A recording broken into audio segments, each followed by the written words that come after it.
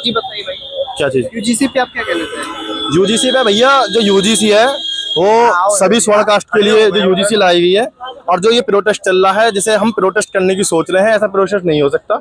हम सबको इकट्ठा होना पड़ेगा एक सेंटर पॉइंट पे, उसके बाद ही हमें दिल्ली में कूच करना पड़ेगा। कि अभी क्या पुलिस क्या कर रही है कि जैसे एक गाड़ी आई, 2 गाड़ी आई, 3 गाड़ी आई, उनको पुलिस डिटेन कर रही है, उनको उठा रही है। हमें उनको भारी संख्या में आना होगा, और जब उसके बाद पुलिस बल को दिखाना होगा कि हमारी संख्या ज्यादा है, पुलिस बल की संख्या कम रहेगी, तभी जाके ये प्रोटेस्ट हो पाएगा। नहीं तो ये जो हमारा प्रोटेस्ट चल रहा है, ये डेली डिटेन करते रहेंगे सारे। अगर ये सरकार नहीं मानती तो फिर क्या आपका एक्शन होगा? एक्शन ये है कि देखो, सरकार को तो वोट ही नहीं है।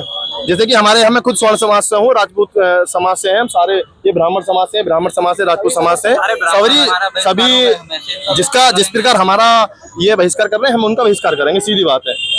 जी आप बताएं क्या कहना चाहेंगे सर? जी, मेरा नाम प्रिंस है, मैं बुलंदशहर से चलकर आया हूं, और 21 तारीख को भी हम सब लोग पैदल पदयात्रा करते हुए आए थे। लेकिन मुझे एक बात समझ में नहीं आती, इस भारतीय जनता पार्टी को स्वर्णों ने वोट देकर के पूर्ण बहुमत से 2014 में चुनाव जिताया था, ये आप सबको पता है।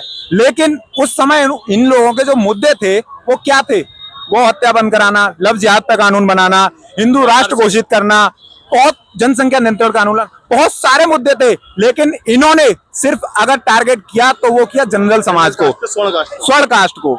आखिरकार इन लोगों को ये समझ में क्यों नहीं आया, जिस चीज की हमें जरूरत है वो क्यों नहीं लाया? कि आज हम लोगों ने इनसे कहा कि भाई आप यूजीसी लाइए, एक तरफ तो कहते हैं कि बटोगे तो कटोगे, एक रहोगे तो सेफ रहोगे। कहाँ है? आप लोग ही तो बांट रहे हो भाई। हम लोग कॉलेज में पढ़ने जा रहे हैं, जब जातियां हमें कॉलेज से ही सिखाई जाएंगी, आगे जाके हम लोग क्या करेंगे? यार चिराग पासवान के बेटे को आरक्षण चाहिए क्या? मेरे गांव का तिलक राज है, जाटव समाज से, उसको, उसके बच्चों को आरक्षण दीजिए। भाई के गांव में बहुत सारे होंगे। आरक्षण उन लोगों को नहीं चाहिए, अफसरों के बच्चों को नहीं चाहिए, नेताओं के बच्चों को नहीं चाहिए। आरक्षण चाहिए गरीब बच्चों को, जिनके शून्य से शुरुआत होती है, जिनके घर में खाने के लिए आटा नहीं, पहनने के लिए कपड़े नहीं, जो 300 रुपए कमा करके 100 रुपए 200 रुपए बच्चे के लिए देते हैं, 50 रुपए अपने घर के लिए यूज में लेते हैं। आरक्षण उन लोगों को चाहिए। और मोदी अमित शाह को ये गलतफहमी निकाल देनी चाहिए कि वो किसी और की वजह से है। किसी मुसलमान ने एक वोट नहीं दिया, किसी जिहादी ने एक वोट नहीं दिया, किसी भी एससी समाज का आप पोलिंग बूथ खुलवा लीजिए, वहां 10% एससी समाज का वोट होगा, 90% सुप्रा साफ होगा। चाहे वो भूपेंद्र चौधरी प्रदेश अध्यक्ष जी के गांव का पोलिंग खुलवा लीजिए अभी इसी चुनाव का, नितिन नवीन राष्ट्रीय अध्यक्ष जो वर्तमान में है, आप उनके गांव का उठा लीजिए।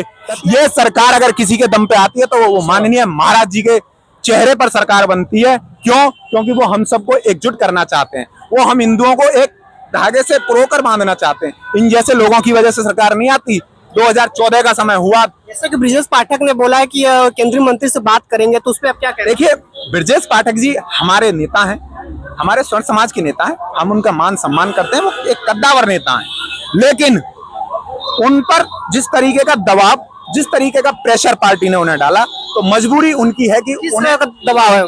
देखिए, ये राजनीतिक चीजें बंद कमरे में ये वही बता सकते हैं किस तरीके का हो सकता है। हम लोगों ने परमिशन मांगी, आप लोगों को परमिशन नहीं दी गई, और कॉकरोचों ने परमिशन मांगी तो आप एयरपोर्ट परमिशन देने गए। यार शर्म आनी चाहिए आप लोगों को। हम 27 का चुनाव योगी जी के चेहरे पर पूरे तन मन धन गण के साथ महाराज जी के साथ करें। जहां जरूरत आएगी, अगर पार्टी ये कहेगी हम इनको मुख्यमंत्री नहीं बनाएंगे, तो आप लिख लीजिए, वो सरकार उत्तर प्रदेश में नहीं लौटेगी, नहीं लौटेगी, नहीं लौटेगी। जीपी का दिपके था, आप सुनो वांगचू बैठे थे, हमारा कोई नेता नहीं, हम सब ऐसा कुछ है आपका? हमारे नेता हैं जो हमारे समाज के बुद्धिजीवी हैं, जो इस आंदोलन को लेकर के चल रहे हैं।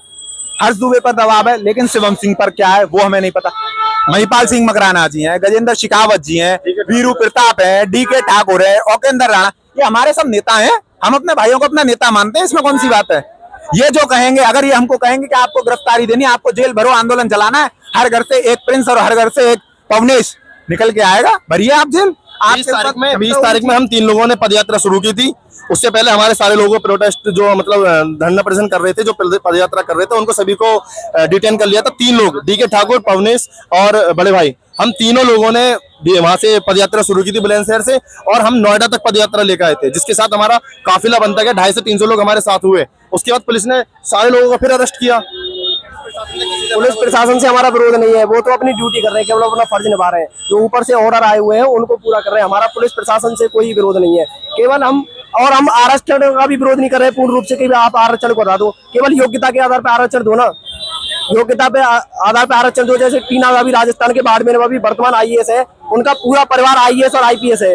अब उनको आरक्षण की क्या जरूरत। चिराग पासवान जो रिसेंटली में स्टेटमेंट दिया है कि संवैधानिक अधिकार है हमारा आरक्षण, इसे कोई हमारे से छीन नहीं सकता, तो संवैधानिक अधिकार हो गया। अब उनके बच्चे, उनके पिताजी पहले मंत्री रहे, उसके बाद वो केंद्रीय मंत्री रहे, और उनके बाद अब उनके बच्चों को क्या जरूरत है आरक्षण की, ये बताइए। तो गोपीनाथ पाठक तो भी बात किया ना, उन्होंने बोला कि मंत्री से बात करेंगे हम इस पे। बात करने से क्या हो रहा है, समाज के साथ आइए ना, समाज को समर्थन दीजिए ना।